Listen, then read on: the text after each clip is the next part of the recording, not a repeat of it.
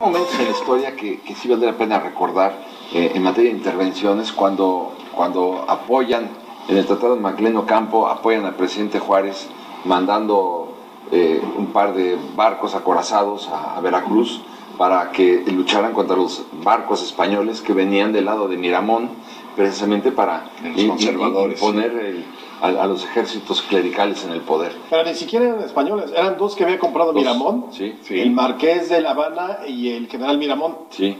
Y entonces Juárez dice, son piratas, y vienen los gringos y le ayudan a Juárez, claro. Con ese apoyo norteamericano, eso habría que reconocerlo.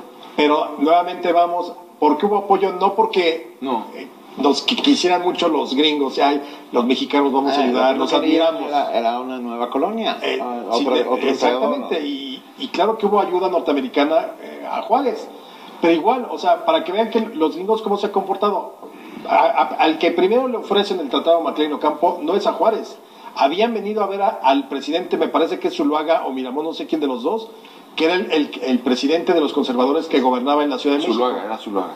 Y a él le ofrecen lo mismo que le ofrecieron a Juárez después, lo mismo, pasos a perpetuidad por el istmo de Tehuantepec, por el norte, por posibilidad de que el Estado, los ejércitos norteamericanos.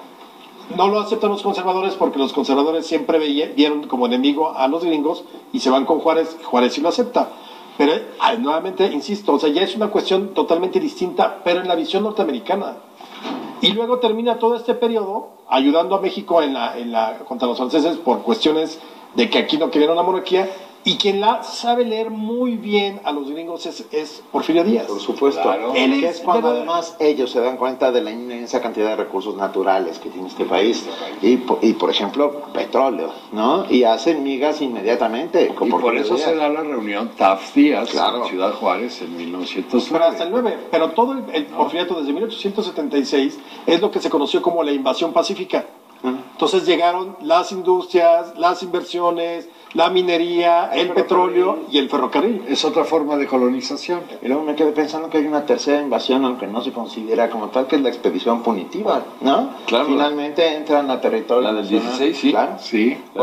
Tan solo 2 años después. Pero fíjate, la del 14 nos invaden en Veracruz y en el 16 nos invaden por la frontera. La expedición Pershing para arrestar a Pancho Madero. Pero exactamente, hay que ver nuevamente, insisto, amistad, mis polainas. Sí. O sea, no. Está Henry Lane Wilson metidísimo en la caída de Madero, el pacto de la embajada. Está la que dijiste, la invasión de 1914 de Veracruz. Está la expedición punitiva, aun cuando fue aceptada por Carranza, porque no la quedaba de otra, de Pershing en 16. Más las presiones de Woodrow Wilson de que se pusiera en paz la República y estuvieran tranquilos.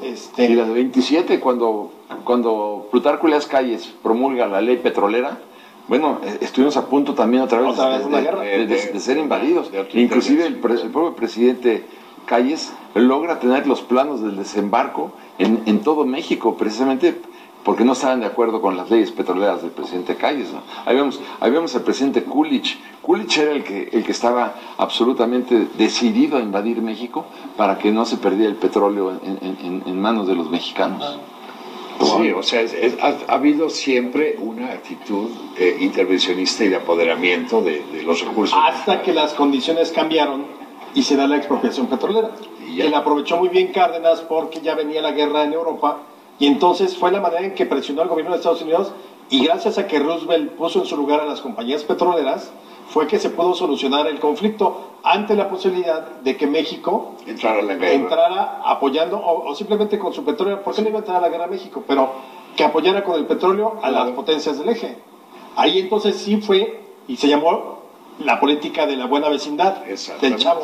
Y ahí sí, claro, hay que ver cómo Josephus Daniels, que era el embajador, cómo colabora. En la fotografía de la expropiación petrolera, al lado izquierdo del presidente Cárdenas, está el embajador Josephus Daniels.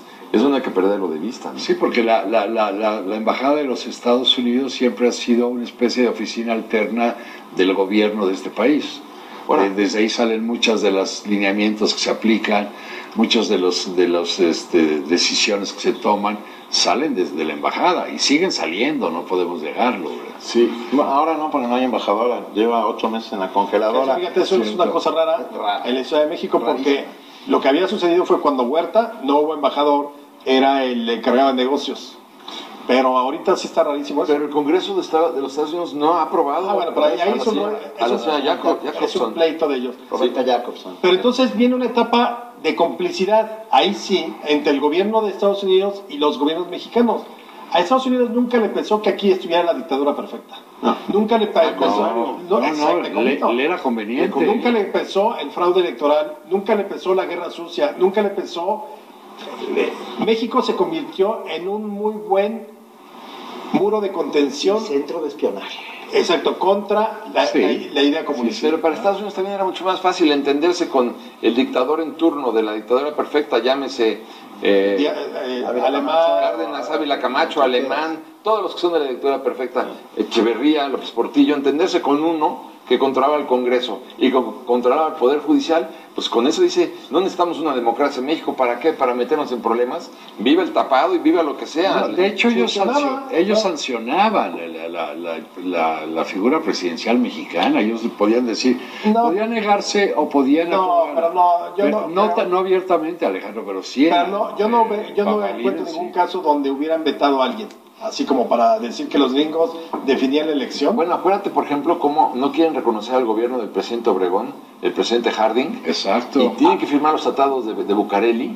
Bueno, pero porque ahí estaba otro interés, que era el petróleo. Claro. Pero después de ahí... Nada. Pero fíjate cómo le dan armas a Obregón para que precisamente mate o reprima o como extinga a todos aquellos que no querían como presidente, como candidato a la presidencia, al presidente Calles. Pero los dos grandes cómplices del sistema político priista fueron Estados Unidos, desde fuera, y la Iglesia desde dentro. Desde dentro, claro. Pero tú no piensas que, por ejemplo, la investidura de Carlos Salinas de Gortari, que ya venía hablándose del Tratado de Libre Comercio, obviamente fue sancionada por los gringos, porque había otros candidatos que podían haber gobernado el país en lugar de Carlos Salinas. Yo no creo, porque cuando Salinas toma el poder, no sabían luego los gringos que iban a perder con el demócrata Clinton. Acuérdense que cuando va muy bien con su Tratado de Libre Comercio Carlos Salinas de Gortari, y de repente pierde los republicanos. Todos creían que se iba a reelegir Bush, y tómala.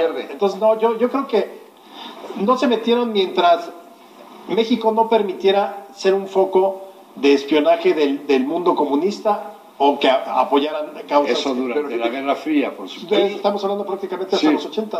Clinton, presidente, no quería reconocer la importancia del TLC, y allí hubo una gran discusión técnica, comercial, diplomática, entre Carla Hills, que era la representante del gobierno norteamericano, con Jaime Serra Pucha aquí en México, y lograron revertir la antipatía original de Clinton en contra del TLC. Y gracias a que firmamos 4 acuerdos paralelos, ¿te acuerdas? Sí. O 3 acuerdos paralelos que era más oprobioso aún. Incluyendo el embargo atunero.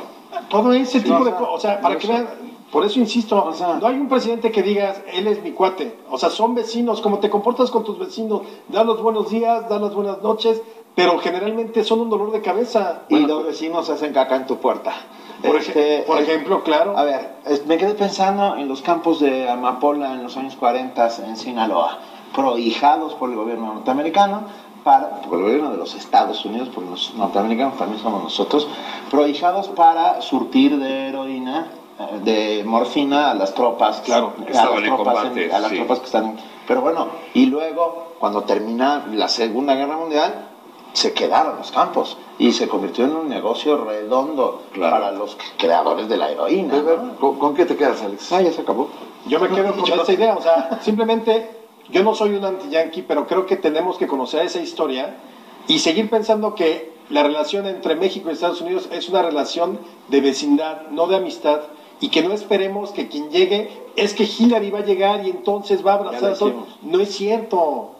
A Estados Unidos, yo me quedo con la frase de Dulles, no tiene amigos, tiene intereses, y así hay que plantear la relación, lo que nos convenga a nosotros como mexicanos, nuestros intereses, que se pueda negociar con Estados Unidos.